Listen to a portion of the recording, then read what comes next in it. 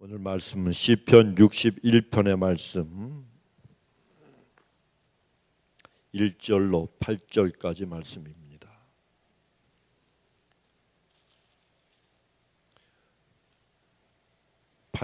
구약성경 845페이지 혹은 846페이지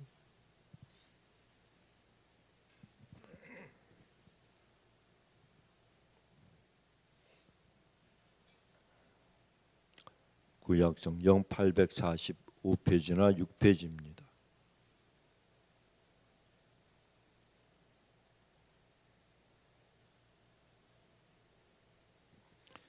한 절씩 교독합니다. 하나님이여 나의 부르짖음을 들으시며 내 기도에 유의하소서.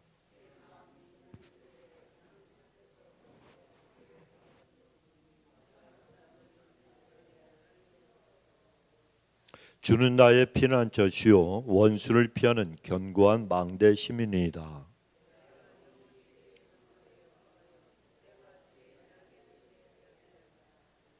하나님이여 내 서원을 들으시고 주의 이름을 경외하는 자의 얻을 기업을 내게 주셨나이다.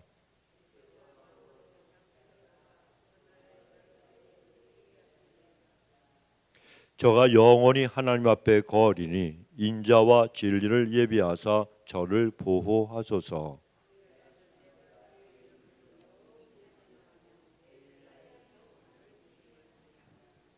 아멘. 자, 여러분 제가 한번 말씀을 드렸고 또 소개한 적이 있는데 제가 굉장히 좋아했던 영화 배우가 있어요. 오드리 헵번. 헵밥은 우리가 마이크로 뭐라 그러죠? 그거? 웨이브? 햇밥을 넣어가지고 이렇게 해서 먹는 거고 이 사람 이름은 오드리 헵번입니다. 그런데 유명한 영화에 출연을 했죠. 로마의 휴일이라고 하는 제가 어렸을 때 보았던 제가 좀 조숙해서 어렸을 때 그 그레고리 페긴가 하는 굉장히 미남 배우하고 같이 아마 그 로맨스 영화 같은데 하여튼 그런 영화의 여주인공을 맡았던 그러한 대스타입니다.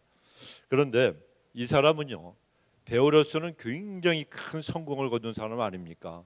그리고 모르는 사람이 없을 정도로 당대의 이름을 떨쳤던 아주 유명한 여배우입니다. 그런데 여자로서는 불행한 인생을 살았던 그런 사람이라고 합니다. 결혼을 했는데 남편으로부터 버림을 받았어요. 아니 그렇게 이쁘고 그렇게 착하고 그렇게 유명하고 그렇게 돈도 많은 사람을 갖다가 버리는 남자는 과연 누군가 좀 궁금하더라고요. 근데 찾아볼 가치는 없고 그런데 첫 번째 결혼해서 남편이 이 오드리 헵번을 갖다가 쉽게 얘기해서 차버렸다는 거예요. 그리고 고생하고 마음을 갖다가 상해서 아파하다가 두 번째 결혼을 했는데 또 이혼을 했습니다. 그러니까 마음에 큰 상실과 아픔을 갖다가 겪었습니다. 그러면서 이 사람은요 자기가 사람들이 아무리 유명한 배우요 연기 잘한다 그러고 이쁘다 그래도 이 사람은 마음속에서 큰 상처가 있으니까 나는 사랑받지 못하고 그리고 버림받은 여인이다 이런 생각을 하면서 늘 자책하며 인생을 살았다는 거예요. 그러니까 여러분 이 사람이 아무리 돈이 있고 아무리 명예가 있어도 행복하겠습니까? 행복하지 않겠습니까? 행복하지 않은 거죠. 어떻게 행복할 수가 있겠습니까? 그래서 그 결과 삐뚤어진 자화성을 가지고 그냥 아이도 남편도 가정도 없이 혼자서 이제 인생을 살기 시작을 했습니다. 그러다가 말년에는 우울증에 걸리고 그리고 외로움으로 굉장히 잠도 자지 못하고 괴로운 날을 갖다가 보냈다는 겁니다. 그러니 여러분 생각해 보십시오. 세계적인 대스타예요. 그런데 그런 사람이 이렇게 불면증에 우울증에 외로움 가운데서 고독하게 그 인생의 말년을 보내리라고는 누가 여러분 생각을 하고 있었겠습니까? 그런데 그렇게 마음이 약해지고 고통을 받고 있던 중에 이 사람이 예수님을 만났다는 거예요.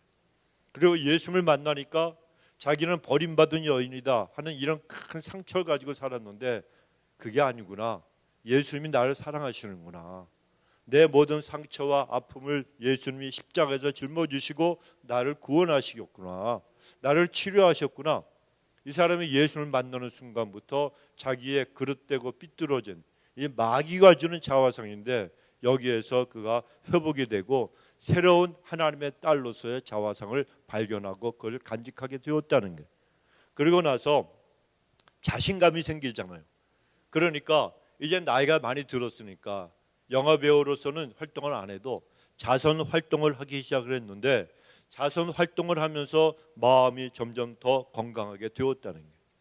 그래 1988년에 3월에 유니세프 친선대사로 이런 활동을 시작을 했는데 에티오피아, 수단, 소말리아, 방글라데시 뭐 이런 내전을 겪는 여러 지역들을 갔다가 다니면서 거기에 있는 어린 아이들, 그 깐난쟁이들, 부모를 잃어버린 아이들, 상처 입은 아이들, 그리고 부상당한 아이들, 굶은 아이들, 이런 아이들을 어린 생명들을 돌보는 일을 그가 하기 시작을 했습니다.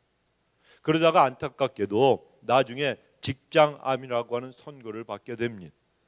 그런데 이 여인이 자기가 시한부 인생을 갖다가 살게 되는구나 이걸 알게 되니까 더 일에 집중을 했어요. 시간이 아까운 거예요.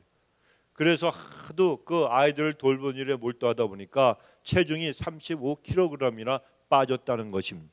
그러니까 뼈만 남은 거죠. 바싹 말랐습니다.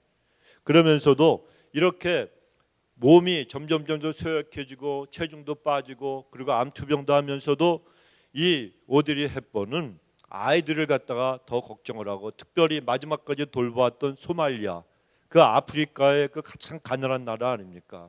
그 아이들을 갖다가 더 걱정을 했다는 겁니다. 그러니까 잘 나가던 이 배우 시절에 이 오드리 헵번은 아름다운 외모를 가지고 살았지만 그때 이미 그 오드리 헵번은 아무리 세상적으로 성공한 배우라 할지라도 마음은 깊이 병들어 있었습니다. 하지만 직장암에 걸려 투병하면서도 내전을 겪는 그런 나라, 그런 지역의 어린 아이들을 생각하면서 활동하느라고 아주 사람들이 몰라볼 정도로 체중이 빠져 있었는데 그 모습, 그 얼굴, 그 마지막 때 이 오드리 헵번의 그 얼굴을 보면요 뼈밖에 안 남았어요. 해골 같아, 해골. 그런데 그런 얼굴을, 그런 모습을 가지고서도 그 어린아이들을 돌보는 그 오드리 헵번의 얼굴을 본 사람들이 우리는 아름답고 고운 오드리 헵번의 그 모습을 로마의 휴일, 그 명작이라고 불리우는 그 영화의 주요 주인공을 맡았을 때 그 모습에서 보는 게 아니고 아프리카에서 우리는 가장 아름다운 오드리 헵번을 만났다고 이렇게 말을 했다는 거예요. 그만큼 이 오드리 헵번은 자기가 연약해졌을 때, 가장 마음이 연약해지고 몸이 쇠약해졌을 때 예수님을 만나고 나서부터는 완전히 변화된 인생을 살기 시작을 했다는 것입니다. 여러분, 사람이 인생을 살아가다 보면 아무리 잘 나가는 사람, 아무리 행복하고 내 삶에 만족한 것 같아도 누구에게나 이러면 몸도 마음도 약해지는 때가 있습니까? 없습니까? 있죠. 누구에게나 다 오는 거예요. 그때 마음이 연약해졌을 때 사람은 내가 누굴 만나고 무엇을 바라보느냐에 따라서 그 운명이 달라지는 거예요. 오늘 교회에 오다가 운전하는데 누가 전화가 왔어요.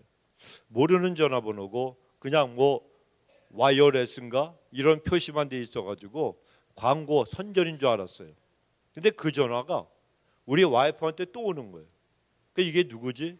그러면은 제 전화번호 또 제 사모 전화번호 다 안다 그러면은 우리가 아는 사람일 거 아니에요. 그래서 받아봤더니 아이고 우리 교회 다니다가 몇 년 전에 그냥 어디 가신 흔적도 없이 가신 분인데 전화를 하신 거예요. 그러면서 그분이 목사님 그러면서 그러면 I miss you 그 막 그러면서 좋은 얘기를 하시는 거예요. 그러면서 목사님 사모님 너무 보고 싶다고. 그러면서 우리 교회하고 목사님 사모님이 좋은 거 나가봐야 안 돼. 그래서 내가 아이고 잘 알았네 내가 그랬죠.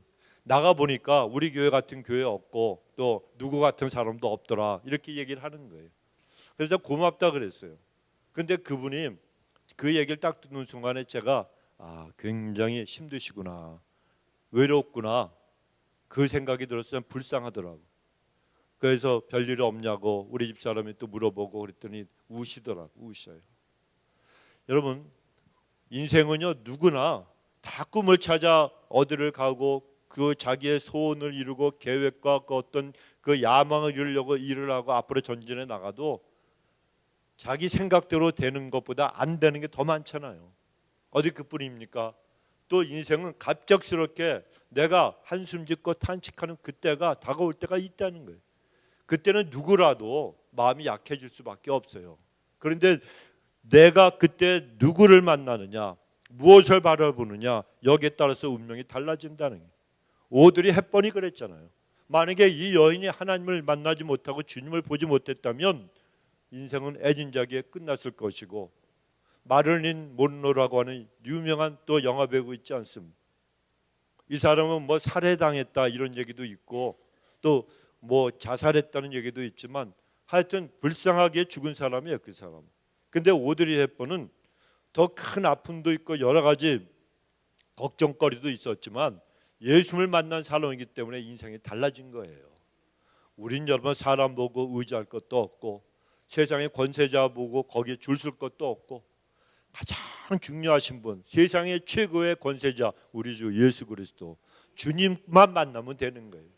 주님만 만나고 붙들면은 사람이 뭐라 그러고 내 인생이 지금 어떻게 꼬여 있고 어떻게 힘들어도 우리는 다 살 길을 하나님이 열어주시는 거예요. 그래서 우리는 주님밖에 없다는 거예요.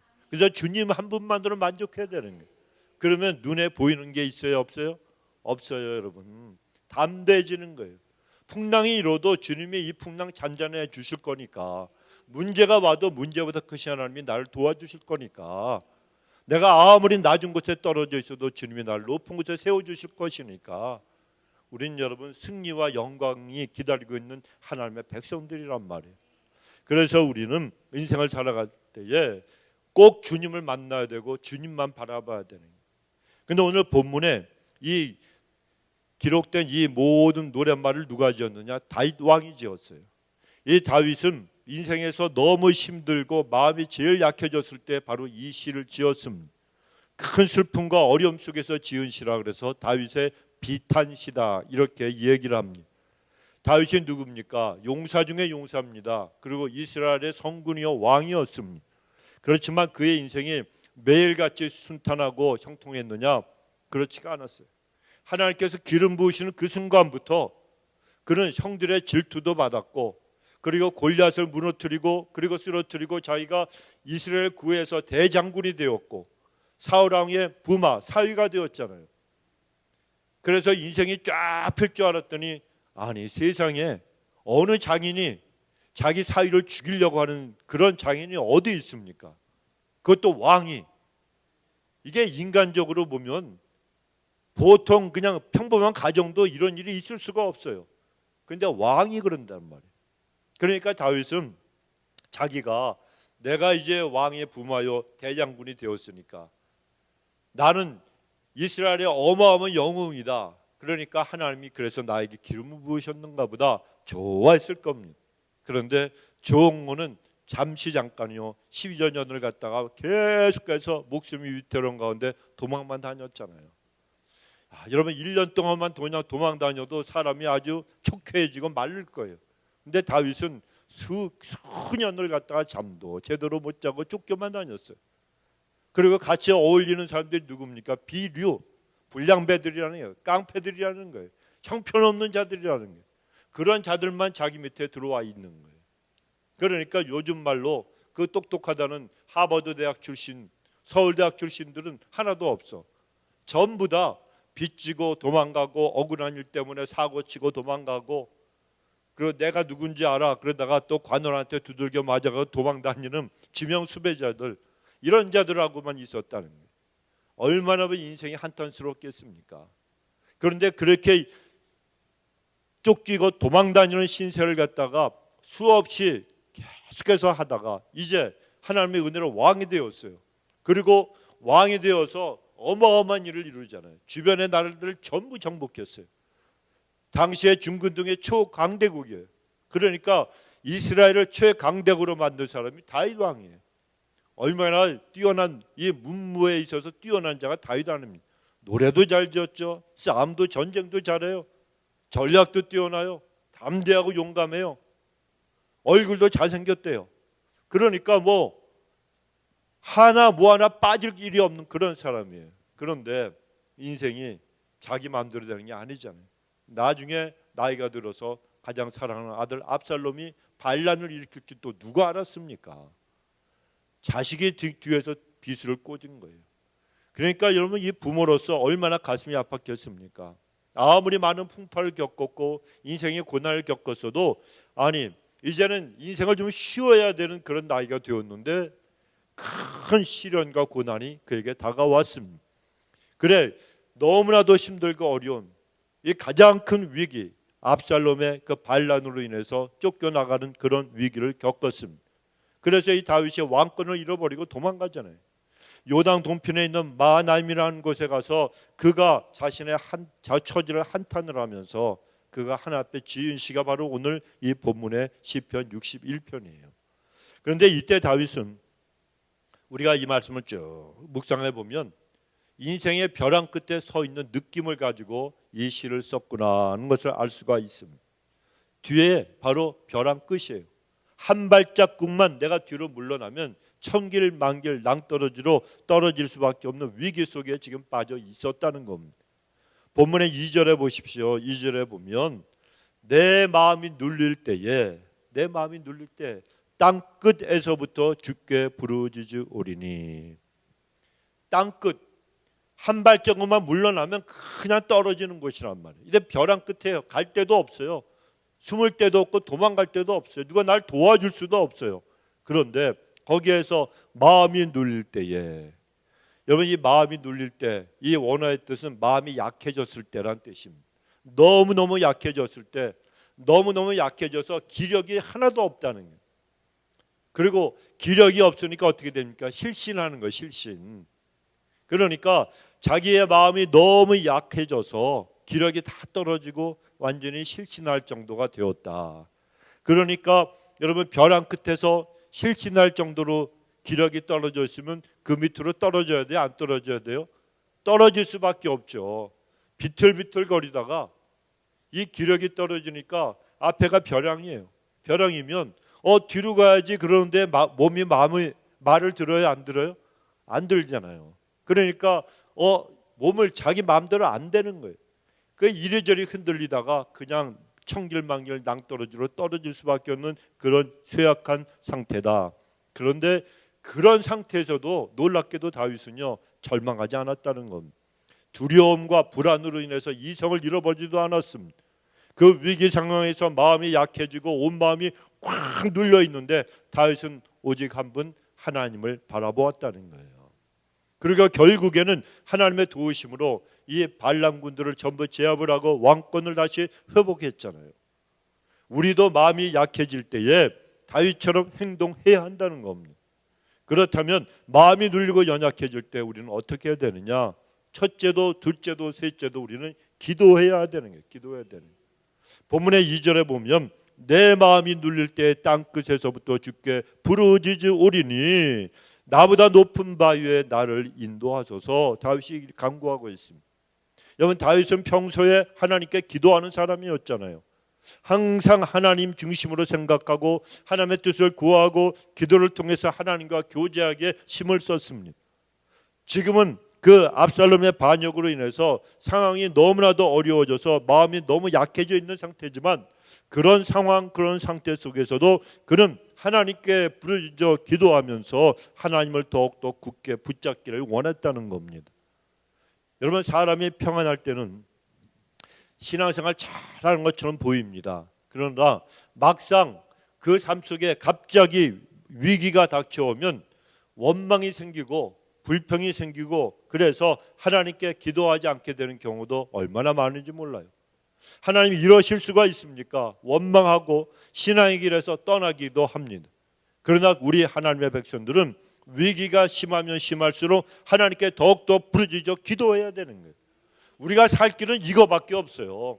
돈 갖고도 되는 게 아니고 내가 누굴 안다고 대통령을 안다 그래서 되는 게 아니란 말이에요. 내가 건강하고 내 머리에 지식이 있고 능력이 있고 기술이 있고 재능이 있고 소용이 없어요, 여러분. 하나님이 막으시면 안 되는 건 안 되는 거예요. 그러나 내 힘이 아니라 하나님을 의지하고 하나님 나를 도와주옵소서. 기도하면 하나님은 살 길을 반드시 열어주신단 말이에요. 여러분, 자녀들이 울고 있는데 부모가 모른 척하는 부모가 어디 있습니까?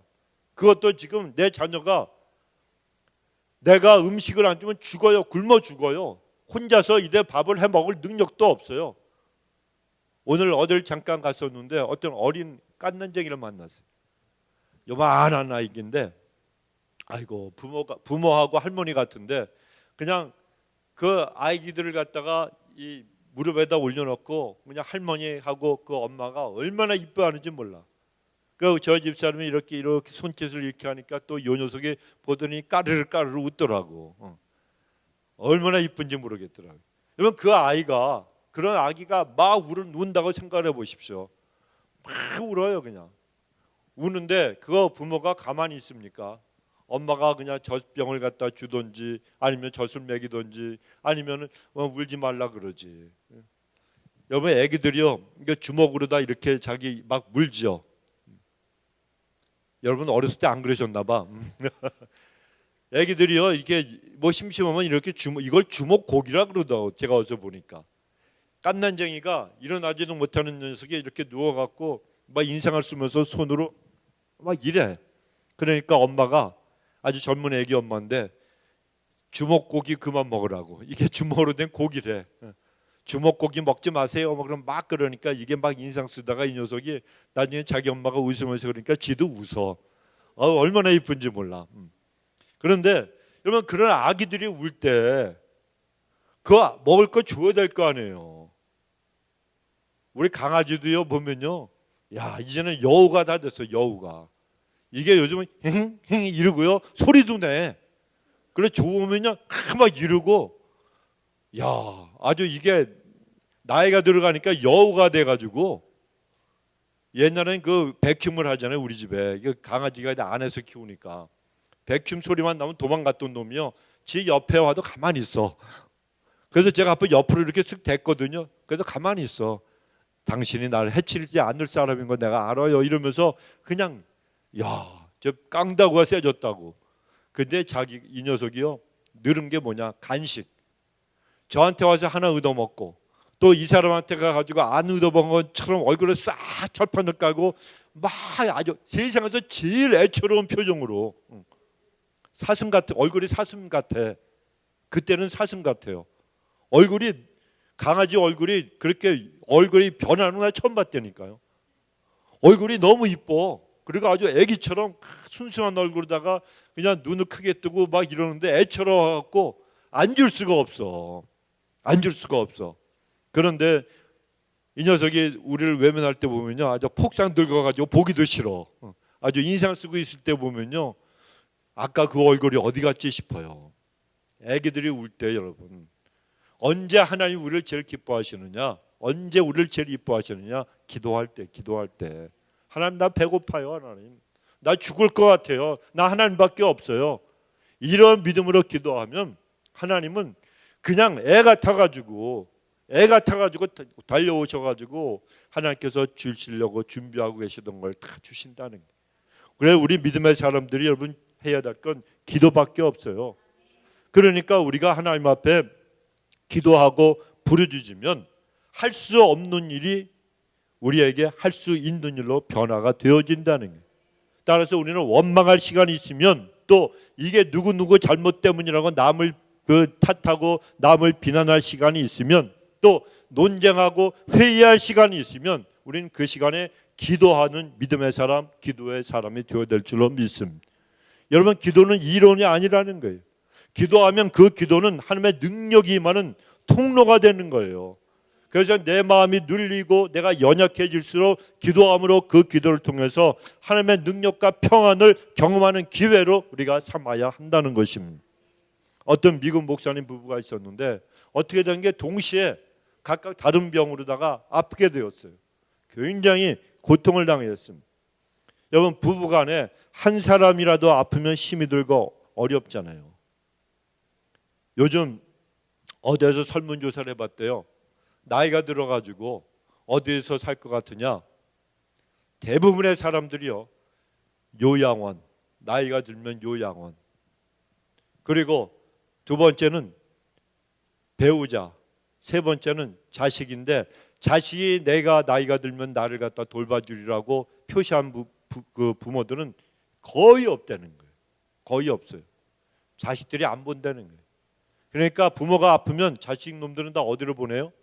요양원으로 보내요. 요양원으로. 똑똑한 부모들이 많이 늘어가지고 이제 다 알아. 그런데 또 재미있는 건 뭐냐? 왜 요양원이냐? 요양원 신세를 질 수밖에 없지 않겠느냐? 나이가 들면. 제가 얼마 전에 말씀드렸잖아요. 무병장수가 아니고 우리는 다 유병장수요. 나이 80이 넘어가면 다 아파요. 안 아픈 사람이 없어. 다 아파요. 그런데 아플 때 이거 아파가지고 몇 년을 사느냐? 15년, 20년을 산다는 거예요. 당뇨, 고혈압 이거는 기본이고 관절부터 아파가지고 걷지도 못하고 소화불량에다가 맨날 기침하고 그래가지고 골골 80년 하지. 골골. 골골하고 골골하는 거예요. 나이가 들면 그래요. 갑자기 약해지는 거예요, 사람이. 그러니까 유병장수예요, 유병장수. 무병장수하는 사람들이 별로 없다는 거예요. 그냥 나중에 병이 들면 몸을 움직이지 못하면 어디로 가야 돼요? 요양원을 가야 되는데 그래도 남자들은 팔자가 좋다는 거예요. 왜? 여자들은요 요양원에 가 있으면 돌봐주는 사람이 누구냐? 남자들은 요양원에 가면 와이프들이 있으면 와이프들이 와서 돌봐준대요. 그런데 여자들은 남편들이 돌봐주는 게 아니고 도우미들을 보내갖고 돌봐주게 한대. 그러니까 남자하고 여자하고 다른 거예요. 그리고 우리 장로님 우리 잘해야 되는 거예요. 우리 건강해야 돼요, 장로님. 근데 사실 우리보다는 권사님들이 더 조심해야 돼. 여자분들이. 남자들은 옆에서 간호를 못해. 제가 보니까 생태적으로 저는 우리 집사람 3일 병원에 입원했을 때 제가 죽다 살았다 그랬잖아요. 너무 힘들어, 너무 힘들어. 제가요 나쁜 남편이 아니고 저 사람이 그랬잖아요. 당신은 내가 죽을 병에 걸려도 날 살릴 남자라고. 그래서 저 사람이 저한테 반했거든. 그래도 3일 하니까 내가 아주 그냥 병원에만 있으니까요. 너무 힘들더라고. 근데 여자들은 안 그래요. 여자들은 보면은 지극정성으로 하는 그런 사람들이 얼마나. 우리 김교수 권사님 봐요. 그 남자는 못해. 남자는 만약에 입장이 바꿔가지고 권사님이 누워 있고 생각해봐.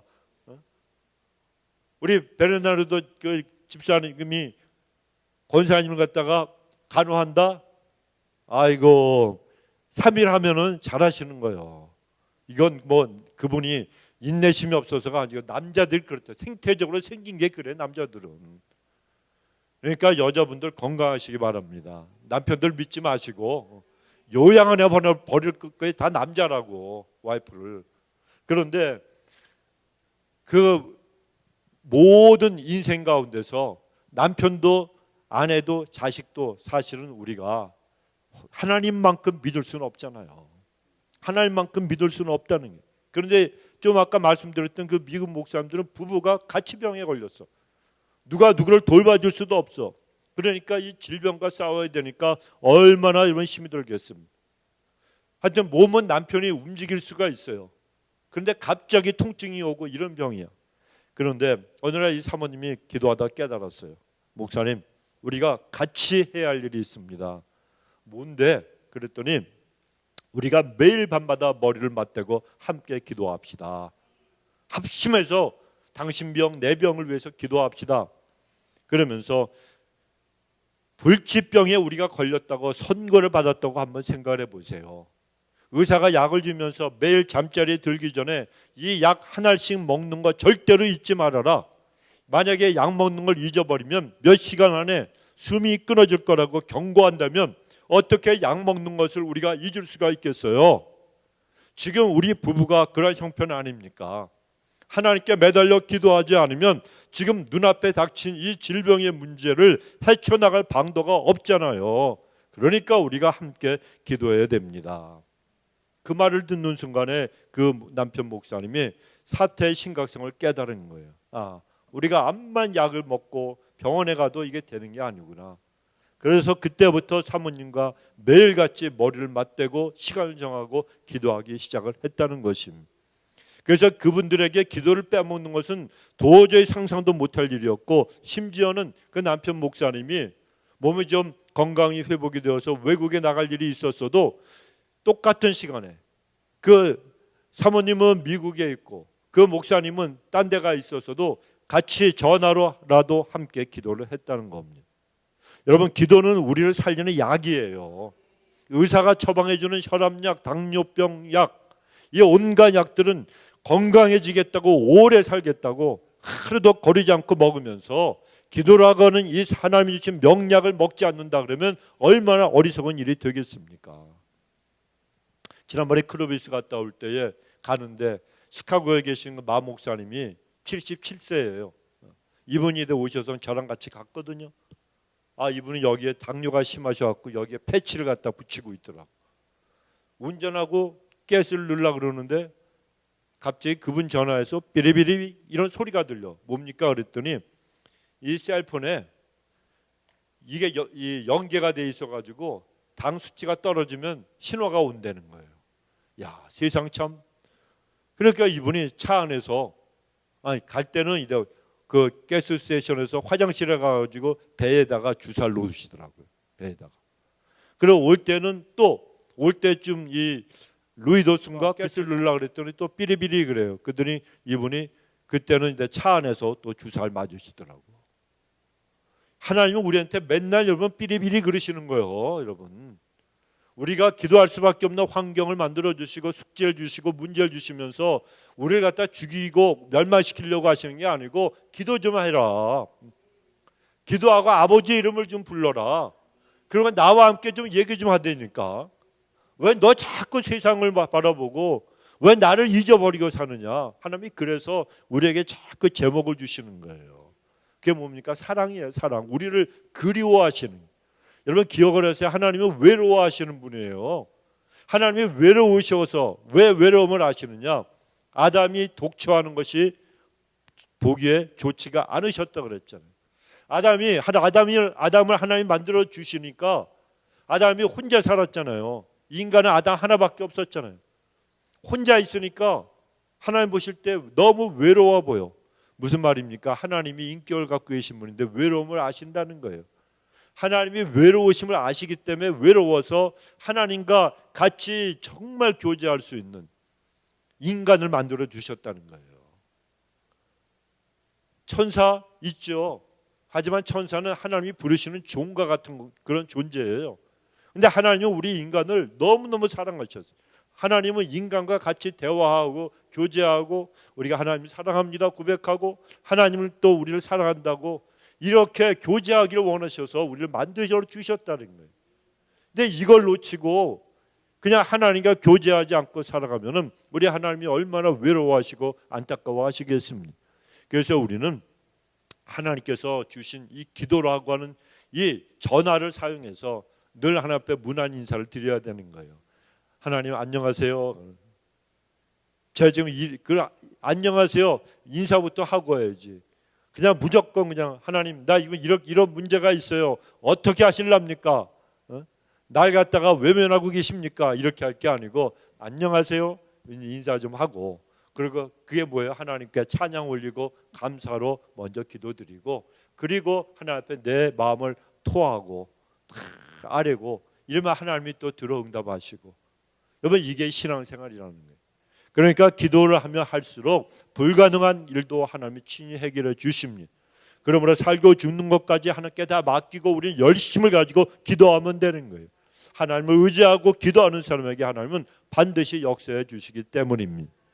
두 번째로 마음이 약해졌을 때 우리는 하나님께 피해야 돼요. 피해야 돼요. 본문의 3절에 보면 주는 나의 피난처시요 원수를 피하는 견고한 망대니이다라고 다윗이 고백을 하고 있습니다. 여러분 이 다윗은 고난으로 인해서 마음이 무너지고 약해졌을 때 하나님을 피난처로 삼았어요. 여러분 우리에게도 두렵고 그리고 불안한 일들이 수없이 다가오잖아요. 그런데 그때 우리는 우리의 반석이 되시고 우리의 망대가 되어주시는 우리 주님께 피해야 되는 거예요. 가장 우리에게 안전한 피난처는 주님 품밖에는 없습니다. 1960년대 말 뉴욕에서 경찰로 재직하던 프랭크 셀피코라고 하는 그런 경찰관이 있었어요. 근데 이 사람이 이탈리아계 이민자였는데, 이 셀피코라고 하는 이 사람이 가장 고생을 하면서도 하나님 앞에서 정직하고 그리고 믿음으로 생활하는 경찰관이 되었습니다.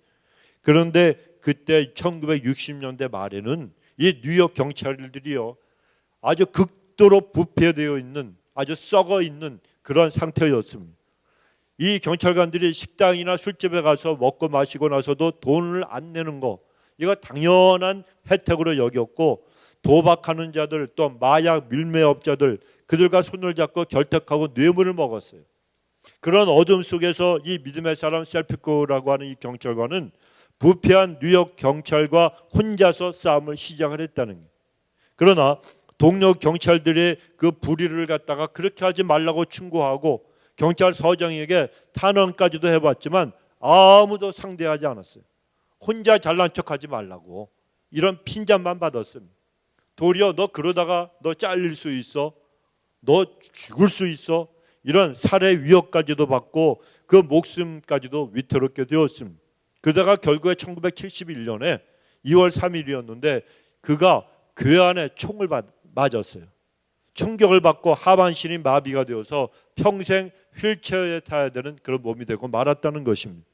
그렇지만 그럼에도 불구하고 그는 굴하지 않고 뉴욕 타임즈에 뉴욕 경찰서에 그 경찰관들의 부패 현황을 갖다가 다 글로 써서 폭로해버리고 부정부패한 공무원들이 다 재판을 받게 하는 등 자기의 의지를 절대로 굽히지를 않았습니다.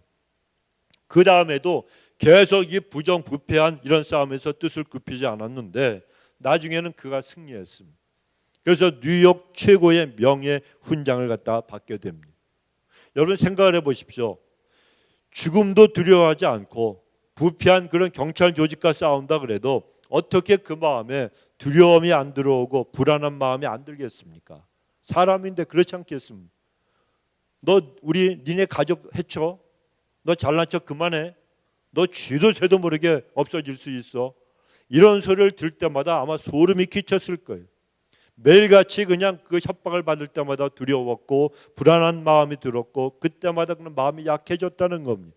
그런데 이 프랭크 셀피코가 자기는 그때마다 전능하신 하나님을 의지했다고, 하나님을 나의 피난처로 삼고 이 일이 하나님 앞에 정의를 세우는 일이기 때문에 나는 끝까지 하나님 앞에 붙들려서 살아가기를 원하고 내 하나님이 나를 보호해 주실 걸 믿는다고 고백을 했어요. 그리고 그가 늘 강조한 고백이 무엇인가 하면 하나님이 내 곁에 계시니 두려울 것이 무엇이 있겠습니까? 이런 고백을 했습니다.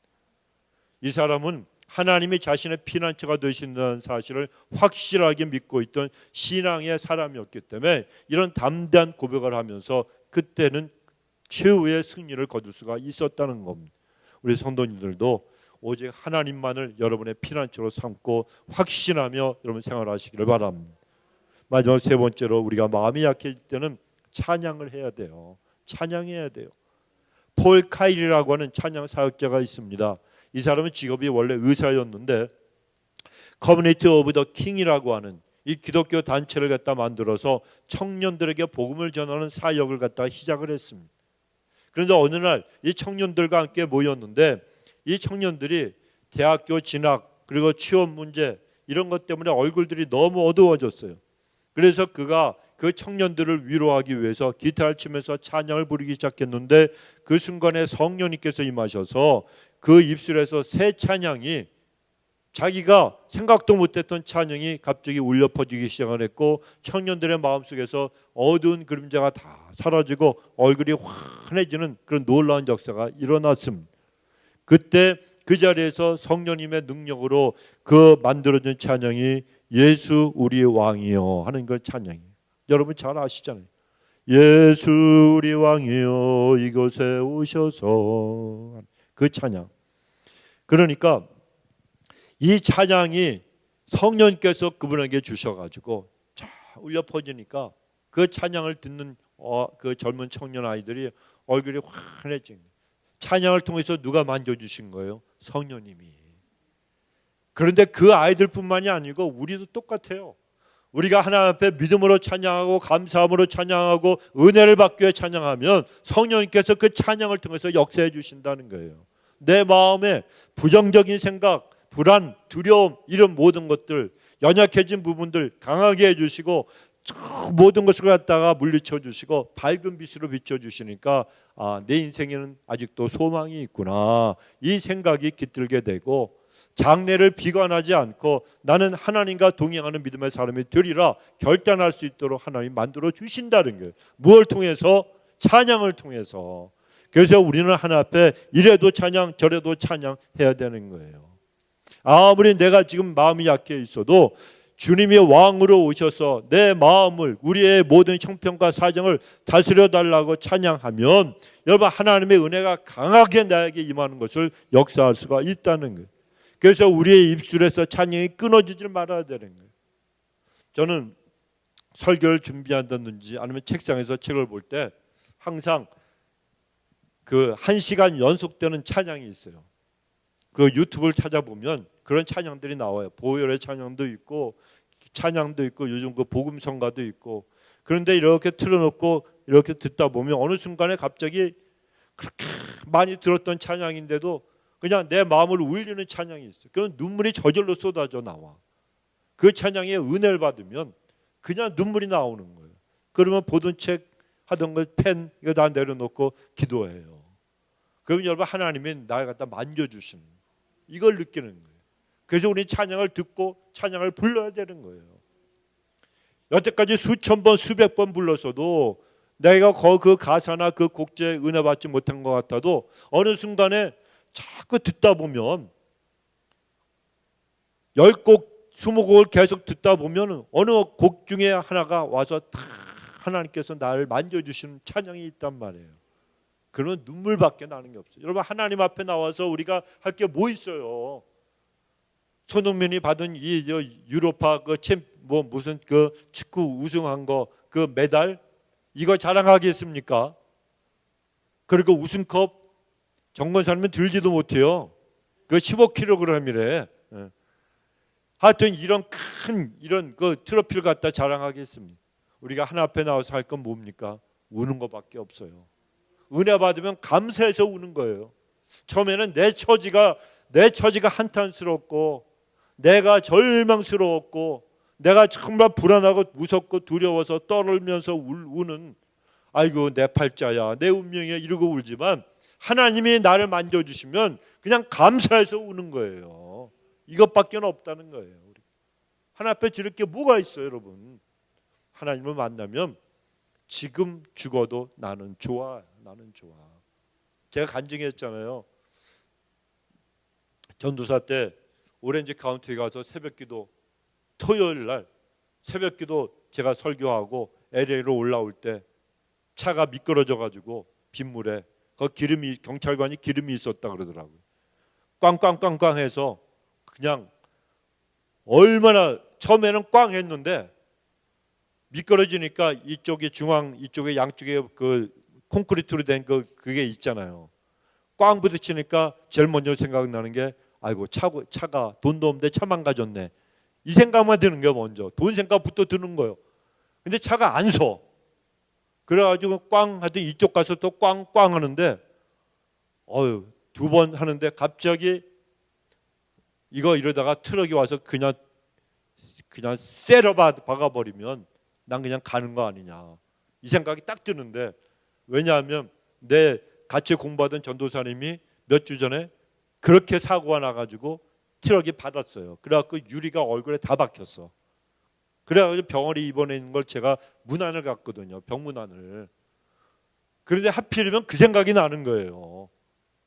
그래가지고 꽝꽝꽝 이러는데 나도 이러다 보니까 이거는 얼굴에 유리가 박히는 게 아니라 내가 차에 그냥 치여가지고 차가 찌부러져갖고 죽으면 어떡하나.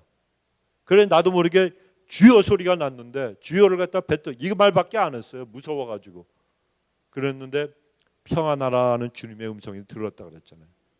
그랬는데 그때 차가 환해졌어요. 너무너무 하얘졌어. 모든 게 하얘. 그런데 그때는요 드는 생각이 죽어도 나는 좋아. 죽음에 대한 공포가 막 몰려왔는데 평안하라 하신 그 음성을 딱 듣는 순간에 죽어도 나는 좋아. 죽음이 하나도 두렵지가 않아. 여러분, 우리 믿음의 사람들은 갈 때 그렇게 가는 것 같아. 저는 그걸 경험을 했잖아요. 죽을 때 그런 경험을 하는 것 같아요. 그러니까 믿음의 사람들이 세상을 온전히 그 믿음을 가지고 떠날 때 얼굴들이 다 평안하잖아요. 여러분들 다 그렇게 가시기 바랍니다. 지금 가지 마시고 한참 있다가. 여러분, 우리는 죽음의 공포가 제일 무섭잖아요. 이것도 주님께서 그 공포를 갖다가 이기게 하시고 우리를 데려가시는 거예요. 그러니까 여러분, 죽음의 공포도 이기는 우리인데 이 땅에서 요만한 문제 있다고 그렇게 걱정할 필요 없지 않습니까? 그러니까 우리는 찬양만 하면 하나님이 찬양을 통해서 나에게 역사해 주신다는 거예요. 그래서 오늘 본문의 8절에 그리하시면 내가 주의 이름을 영원히 찬양하며 매일 나의 서원을 이행하리이다 고백합니다. 그런데 여기서 그리하시면 내가 주의 이름을 영원히 찬양하겠습니다, 이렇게 그가 고백을 했다. 그래서 이것이 하나님 앞에 내가 지금 기도했는데 이 기도의 제목들을 다 들어 응답하시고 그 내용이 다 충족이 되면 그때 가서 내가 하나님 찬양하겠습니다, 이런 조건적인 찬양을 올리겠다고는 얘기가 아니라는 거예요. 하나님께 간구한 내용을 이미 하나님이 이루어 주실 것을 믿고 나는 지금 찬양 올리겠습니다, 바로 이런 고백이라는 겁니다. 그러니까 이렇게 성숙한 신앙인이 바로 하나님을 갖다 찬양하는 거, 이건요 믿음에 근거한 것이지 자기 형편에 따라 일이 하나님 앞에서 다 형통하게 되면 응답해 주시는 것 같으면 찬양하고 아니면은 한탄하고 원망하고, 이게 아니라는 겁니다. 우리가 할 것은 여러분, 어떤 자리에서도 하나님의 역사를 갖다가 믿고 기대하면서 찬양할 수 있어야 되는 거예요. 그래 여러분, 우리는 언제나 특별히 내 마음이 연약해질 때에, 원망이 들어오고 불평이 들어올 때, 불만스러운 마음과 두려움이 들어올 때, 그때 즉시 우리는 하나님 앞에 마음을 열고 찬양을 해야 됩니다. 그러면 하나님은 우리의 모든 기도를 들어 응답하시고 우리를 위로해 주시는 거예요. 한국의 최주연이라고 하는 박사가 있어요. 정신과 전문의인데 이 사람이 언제나 환자들에게 이런 말을 해준다는 거예요. 불안을 버리라. 정신과 그 환자들은요 늘 불안해한대요. 무서워하는 거예요. 그런데 사람이 불안에 대처하는 자세가 무엇인가 하면 이 불안과 두려움도 생각을 바꾸면 내가 통제할 수가 있다는 거예요. 그런데 왜 생각을 바꾸기가 어려운가? 그 이유는 자기가 지금 무슨 생각하고 있는지도 모르고 어떻게 생각을 바꿔야 하는지도 모르고 또 그 상황에서 왜 그렇게 내가 이런 생각을 하고 있는지도 모르기 때문이라고 그가 이야기를 합니다. 그러면서 그가 아주 불안감을 없애는 특효약을 갖다가 그 사람이 알려줬어요. 방법 뭔가 하면 불안이 들어오면 불안을 숨기려고 하지 말고 감추려고 하지 말고 노출을 하래요. 노출을 그냥 다 밝혀버리라는 거예요. 그 방법을 통해서 이 불안을 극복할 수 있다고 주장을 합니다. 여러분, 우리 그리스도인들이 불안해서 마음이 약해질 때에 그 불안을 무엇을 통해서 노출해야 됩니까? 기도잖아요. 기도. 이거밖에 없어요. 우리는 하나님 앞에, 하나님 내 마음이 불안합니다, 내가 지금 이렇게 무섭고 내가 두렵습니다, 내가 절망스럽습니다, 이거를 기도로 하나님 앞에 다 통성으로 기도하면서 아뢰라는 거예요. 이게 불안을 노출하는 거예요. 하나님께 아뢰는 거예요. 근데 이걸 갖다 혼자 끙끙 앓고 이 안에 집어넣으면 신경쇠약에 걸리고 그리고 두려워 떨게 되고 불면증이 걸리고 그냥 인생을 혼자 살아가는 것 같아가지고 무서워 덜덜 떨게 된다는 거예요. 근데 이걸 갖다가 믿음으로 다 하나님 앞에 아뢰는, 백성들아 너희는 하나님 앞에 나와서 그 마음을 시시때때로 하나님 앞에 아뢰라 그러잖아요. 토해라 그래. 토하라고. 이 안에 있는 거 숨기지 말고 전부 토해내라는 거예요. 하나님 앞에. 하나님, 내가 불안합니다, 내가 너무 두렵습니다, 내가 걱정, 근심, 염려가 너무 많습니다, 이걸 다 하나님 앞에 아뢰라는 거예요. 시험거리가 와도 섭섭한 게 있어도 누가 나에게 정말 아픔을 줬어도 이 상처, 이 모든 걸 다 하나님 앞에 내려놓으라는 거예요. 감추지 말라는 거예요. 그러면 하나님이 치료해 주시고 회복해 주시고 기적도 베풀어 주신다는 겁니다. 그래서 우리는 하나님 앞에 마음이 불안해지고 염려거리들이 많아질 때, 내 마음이 약해질 때 하나님을 바라보는 시간이 그만큼 더 많아져야 합니다. 하나님께서 나의 모든 염려를 갖다가 전부 다 해결해 주시리라고 믿고 하나님을 피난처로 삼고 하나님께 피해야 되는 거예요. 여러분, 하나님은 우리 인생이 끝나는 그날까지, 아니 끝난다 할지라도 천성까지, 그리고 천국에서도 우리를 영원히 인도해 주시는 분이 우리 아버지 하나님이십니다. 그래서 우리가 하나님만 섬기기로 한다면, 하나님만을 위해서 내가 살기로 다짐한다면 하나님은 언제나 우리와 함께 계시고 인도해 주십니다. 그래서 여러분, 어려움과 걱정으로 인해서 마음이 연약해지실 때, 내 마음이 눌리고 힘이 들 때에 전능하신 하나님을 바라보시면서 부르짖어 기도하시고 하나님을 피난처로 삼으시고 찬양하심으로 인해서 눌린 그 마음, 그 자리, 약해진 자리에서 일어나서 앞을 향해 주를 위해서 달려나가는 그런 복된 분들 다 되시길 주의 이름으로 축원합니다. 기도합시다. 살아계신 아버지 하나님, 시시때때로 아버지 연약한 우리들에게 수없이 많은 문제들이 아버지 다가와서 우리는 불안하고 두려워하며 인생을 살아갈 수가 있습니다. 그러나 하나님, 오늘 너희는 두려워하지 말라고 내가 너희와 함께함이라고 말씀하시면서 하나님은 어렵고 힘들 때에 마음이 불안해지고 내 마음이 눌리고 연약해질 때에 하나님 앞에 부르짖어 기도하고 하나님만을 피난처로 삼고 찬양하면서 주 앞에 나오라. 그러면 평강과 은혜를 베풀어 준다고 하나님 우리에게 약속하신 줄로 믿사오니, 하나님 우리의 모든 눌린 마음들과 연약해진 마음들이 주의 말씀 붙들고 앞으로 나갈 때 하늘의 평강으로 채워지고 문제가 풀어지는 기적의 역사들이 나타나게 하여 주옵소서. 감사드리오며 예수님의 이름으로 기도드리옵나이다. 아멘. 아멘.